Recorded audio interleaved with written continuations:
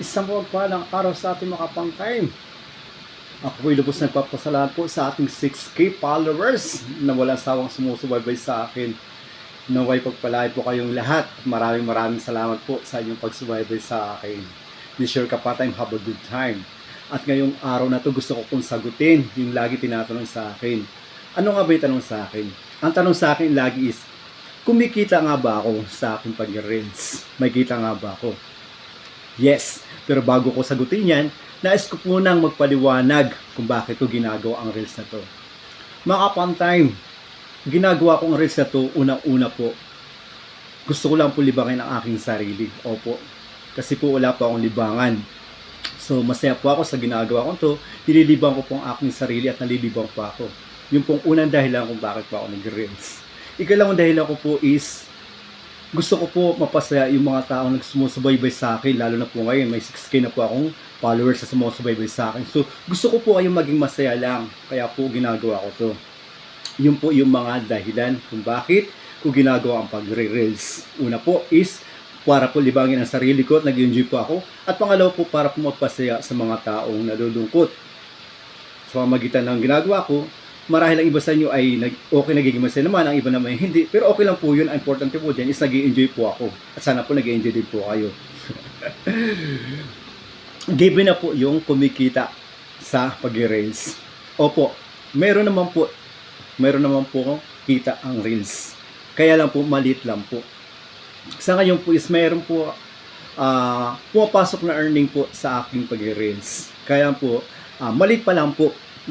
At makikita nyo naman po na nagsisimula pa lang po ako at hindi pa po ganun karami ang aking mga viewers. Pero mayroon po sa lahat po nagtatanong sa akin, sa laging tatanong sa akin kung kumikita nga ba ang pag-reels o may kinikita nga ba ako. Mayroon po, maliit nga lang po. At syempre, ginagawa ko nitong reels na to dahil gusto ko rin pong makatulong sa mga taong nagme-message sa akin. Opo.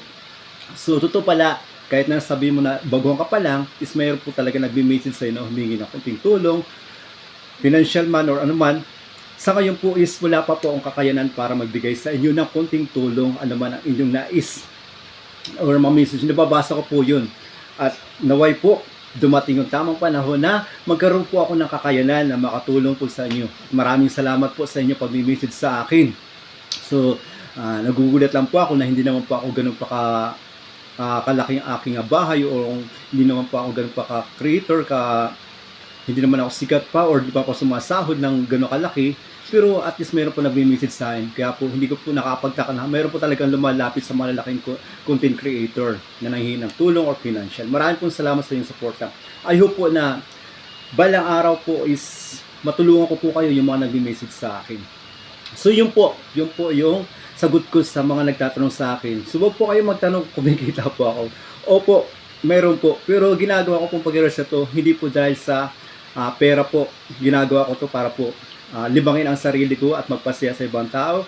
At given na po kung kikita man ako, at least po is masaya po ako sa ginagawa ko. At tuloy-tuloy lang po tayo kung saan tayo masaya as nung wala tayong tinatapakan tayo at nag-enjoy po tayo, gulan tayo. Mga kagaya ko, mga nagsisimula pa lang, mga content creator na baguhan pa lang kagaya ko. Tuloy-tuloy lang po tayo. Ang mahalaga po is nag-enjoy po tayo at masaya po tayo sa ating ginagawa.